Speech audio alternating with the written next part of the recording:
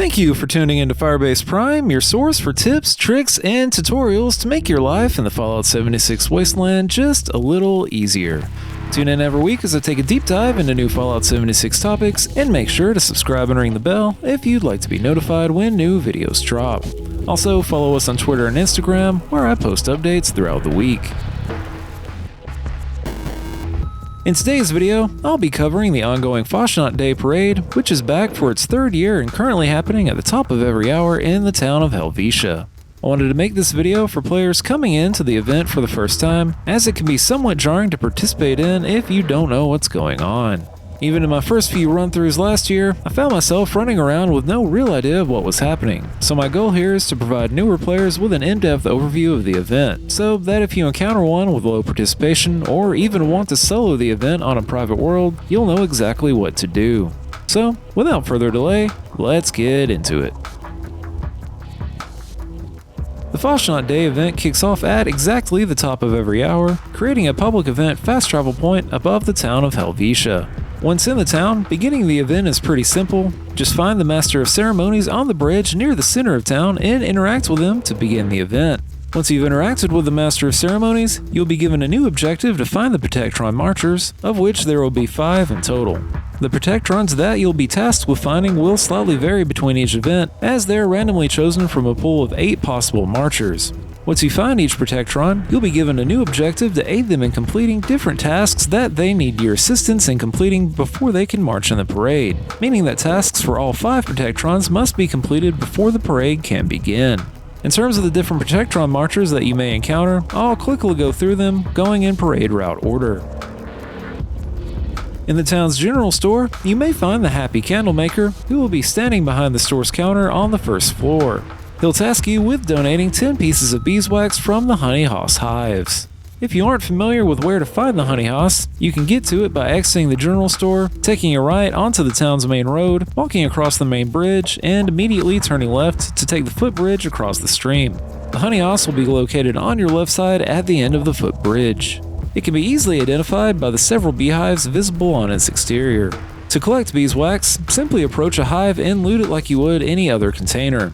In most cases, you'll need to loot 3 or 4 to get the 10 required pieces, and be on alert for bee swarms, which you may encounter upon looting each hive. Once you've collected all 10 pieces, head back to the general store and deposit the beeswax into the box, which you'll find sitting near the Happy Candlemaker on the shop's counter. Across the street, in the building referred to in the game as the barn, you may find the Jubilant Decorator. He'll task you with decorating the room, which you can accomplish by finding the 4 boxes of decorations scattered around the room and selecting a decoration from each. Out of the marcher tasks, this is one of my favorite to complete, as not only is it really easy to do, but allows you to determine how the room will actually appear until the next event, depending on which decorations you pick. Next door in the town's inn, you may find the Gleeful Butcher standing to the right of the staircase. He'll task you with donating 12 intestines collected by hunting small animals found wandering around the town. Once you finish collecting intestines, deposit them into the cooler on the table to the left of the butcher to complete this task. Across the bridge, you may find the joyous musician standing behind the musical instrument chairs on the platform to the right of the roadway. He'll task you with making music until the objective bar is filled up, which you can accomplish by playing any of the instruments. You can easily solo the step, but it will go by much faster if all 3 instruments are being played.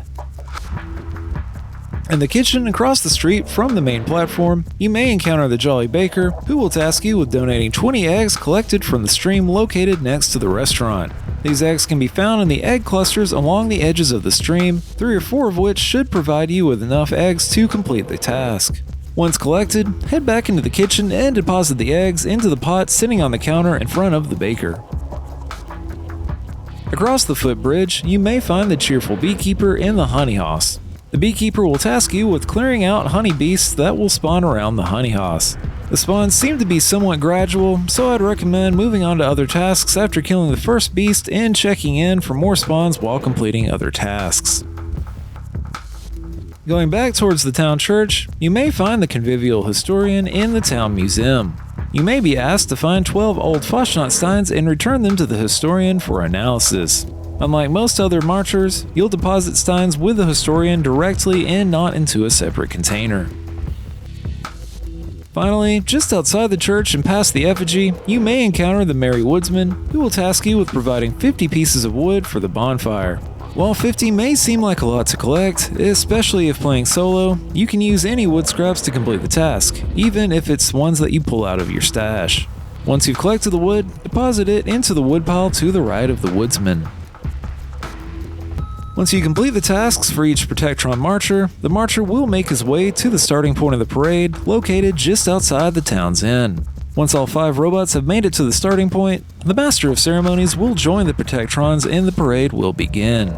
During the parade route, you'll encounter 3 waves of enemies, each beginning when the parade music abruptly stops. The first encounter will occur outside the town's restaurant, just before the robots turn to cross the footbridge. In this encounter, you'll fend off waves of attacking Radtoads, who will approach from across the highway to the east, from across the footbridge to the north, and across the street from the footbridge. The next encounter will occur just as robots begin to pass the honey house and make their way back. This encounter is arguably the most challenging, especially if soloing the event. Super mutants, many of which will be suiciders, will begin to attack from all directions. Given the damage that a suicider can inflict, it's crucial to take them out before they can cover much ground, as a failure to do so can quickly result in robot losses. I personally recommend using a weapon with decent range for this encounter, and if soloing, to also find a good vantage point. My favorite is the top of the gazebo in the meadow. You'll need Marsupial to make the jump up, and even then we'll need to jump from the large rock beside the gazebo if not on a team and using the Strange in Numbers perk, but it's a pretty great place to snipe from. You'll have a 360-degree view of the surrounding area, which, when combined with the directional audio from incoming suiciders, will allow you to quickly clear enemies. The final encounter will take place just past the general store and at the end of the parade route. In this encounter, you'll fend off a combination of bloodbugs, wolves, and a megasloth. The bloodbugs and wolves will approach from either the east or south, if not from both, while the megasloth will spawn in either the general store, behind the shed next to the store, or behind the tree next to the back of the store. While the megasloth will contain good loot, don't be surprised if you're not able to get a hit in. In public worlds, it tends to die the second it spawns. Once you've cleared the final encounter, the Master of Ceremonies will direct you and other participants to stand around the bonfire, which you'll ultimately need to light to complete the event. While it's incredibly fun to set the pile ablaze with Molotovs and grenades, this won't actually light the pile. Instead, you'll need to walk up to the pile and press the associated hotkey to set the pile ablaze. At this point, you'll complete the event, at which, depending on how many robots survive, you'll get some pretty good rewards. This includes legendary items, different rare Fasnacht plans, and of course Fasnacht masks, as well as 2 treasury notes. That's it for today's video. I hope this guide helps you get the most out of the Fasnacht Day event, and that you get any of the rare items that you may be looking for.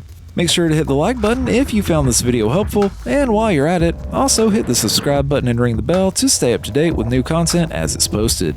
I'll be back this weekend with another video, but until then, and as always, for the Enclave.